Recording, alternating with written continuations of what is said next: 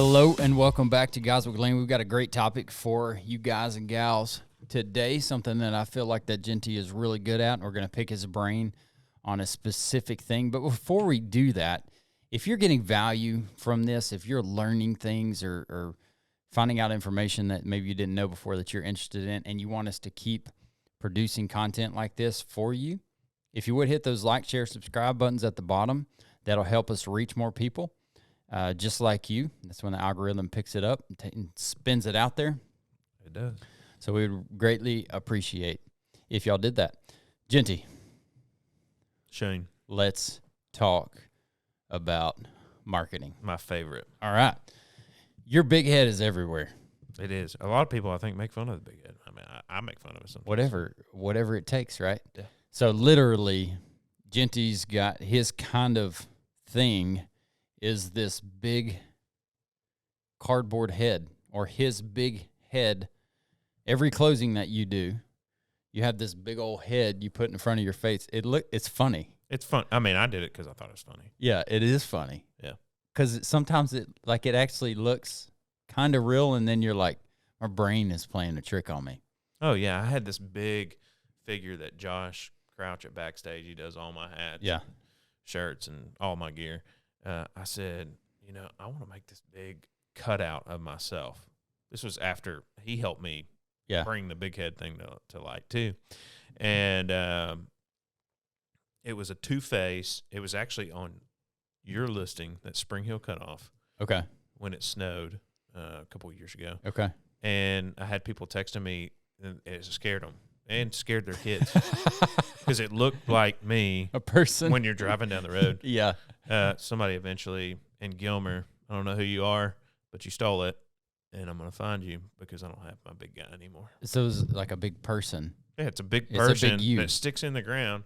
It's with metal. A bigger head, like proportionally, right? If I just stand up right here, right now, that's what it would be. But it's, one of my suit. That's sad. What is somebody going to do with that? Probably use it for target practice. That's what I do. Yeah, archery. Cool. So that's kind of your thing, the big head realtor. And it is funny, but people remember it.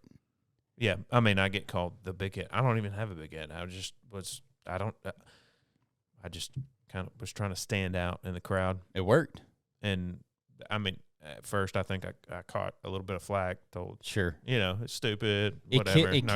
It can be viewed as a little pretentious. It can. And anybody that knows me knows that that's not what I mean it by. Right. It's a money thing. I'm trying to make my business and my family flourish. And if I think it can be funny and do it, that's what I'm going to do. But I know there's some people out there that think that that's not what it's about. So when somebody's thinking, I'm selling my house, I need to hire a real estate agent.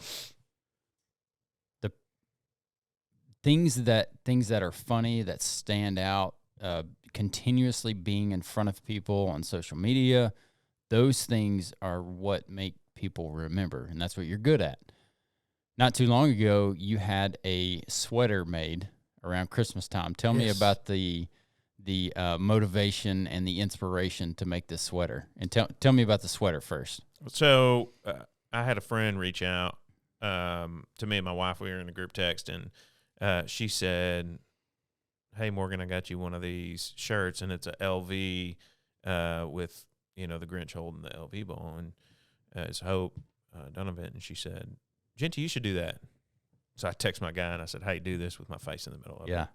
And I text her, he sent me back a preliminary deal and sent it to her. And she's like, "Oh, my gosh, you really did it." Hey, somebody's got a good idea. Send it to me. I'm going to do it. Yes. Another friend, I provide boxes to all my buyers and sellers. Yeah, that's awesome. And your my face logos and your names and on my them. Faces on it. And Josh added, is it going in the bathroom, living room, whatever. That was another one of my friends that said, "You should do boxes." And you have a label on there where it's going? Yeah. Is that, okay, it just, you can write on there? Mm-hmm. It's got handles, stuff like that. So any little thing that makes you stand out that, reminds people of, hey, I'm here. I'm a real estate agent. And I want to help you. Right here. Right. Genty, big head guy, The sweater I thought was just ingenious. Like everybody has a ugly sweater That's what I made Christmas it for. It party. wasn't supposed to be cool. Yeah. I wanted an ugly. And like one of your sweaty party. teeth is. No, I was going to Yeah. get a sweater and black out a couple of your That'd be teeth, cool too. but I didn't. Be a good post. Apparently, I'm not cool enough to get one. You think you're just too busy. I have them on me all the time. I think I still have like 2. I don't know what I'm going to do with them Maybe now. I'll wear one all year. Maybe I'll wear one on the next podcast. Yeah. I'll do that. Bring me a sweater. I'll put Luis it on. Casanon wore one last time he was on. He had your sweater on? Yeah. The podcast? Yeah. I didn't even notice it. If you want to go back and look at that. So where do you come up with these ideas? Why do you do the things? I think we kind of know why you do the things that you do, but give me some more information about marketing. I think if you're a real estate agent or you're a business owner in general, you own businesses, you have to market yourself. And everybody markets themselves generally the same way. If you can market yourself in a different way and find something new, cool, you're probably going to catch some flack, and people are going to say it's dumb, or they're going to say that's not going to work. But if you generally, I don't care what people think. That's my general consensus on anything that I'm doing as far as my marketing. It does not bother me if somebody says, so-and-so said that's stupid. I have no problem with that because I don't care. I got something. So-and-so remembered you and said that's stupid. Exactly. And so that's what you have to do. I refer it to the Ant Flow commercial because I hate that commercial, but I remember it. Absolutely. And that's a part of marketing. The things that you hate are the things that you remember and the things that you're going to tell your people. I just told you about the Ant Flow commercial, the insurance commercial. I think it's insurance, right? Yes, Progressive. Yes. Yeah, and So, ask so me it how works. I know that. And I don't like those commercials. I think they're dumb. Right. And so I think that people have to generally think, well, not think or worry about what people are wanting to do. Just worry about what you think is cool. If you think it's cool, do it. And be outside the box. Be creative. That's okay. That's going to get you to stand out. So I'm a new agent. I'm not a new agent, but let's say I'm a new agent and I want to stand out, and I come to you, and I don't want any of your ideas, but help me run through some creative juices on how do I be different? How do I set myself apart? What would you say to me, Shane, if I was you and knowing you, I would maybe start here? Well, generally what I tell people is that, hey, look, you're going to have to find something that's your niche. And being your niche is, what is your name? You know, what do you like to do? Who's your influence on people? How are you going to conduct yourself every day? Do you want to be known as the big head realtor? Do you want to be known as the suit and tie guy? Do you want to be known as the guy who's going to dress in starched jeans and boots? Yeah. Just changing your image in certain settings can attract that towards you. I have a buddy who wears a bow tie everywhere, and he is in the sales force. And I bet people remember. People remember that. So, you know, just changing a couple small things can set you apart. All right. So let's, instead of speaking in generalities, let's get creative. What would I do? Do you have to know, if me, I'm trying to set myself apart in the marketing game of being a real estate agent, I want people to call me. I want to sell some houses. How would I set myself apart? Is it something where I need to know the generalities of who I am and play on those? Or just come up with a persona? Well, you can do either, but I think that for me, I'm a funny guy, and sometimes I take it too far, and I banter, and we have a lot. I'm a joking person, so that's my personality, right? And that's where I feel like the big head thing came from. It's funny, yeah. And so there are some people that don't have my personality, Sure. So they need to be serious. So they could be the FBI of real estate. There you go. Yeah. The research guy. There are people that only sell land, only sell commercial. So if you're wanting to cater to something, you got to find yourself and really dig down deep and say, what am I about? And sometimes failing and trying things, something picks up that you never thought. I think that's right. I think we fail forward, right? We're going to fail. Our biggest failures are the biggest growth in our life.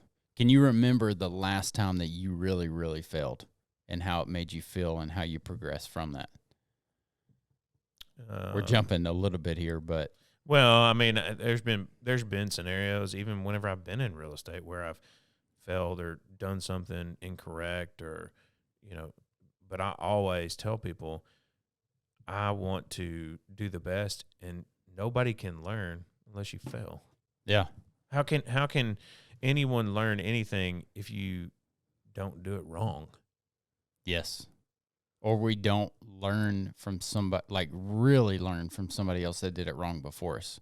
Correct. If you're following somebody and you're actually following them, that's how I learned a lot of my real estate, following good real estate agents in my office and my brokers and asking questions and following the lead, messing stuff up, fixing it, learning from it. And it cost me money. And I always tell people, if it costs me money, You're going to learn. I'm going to learn. Yeah.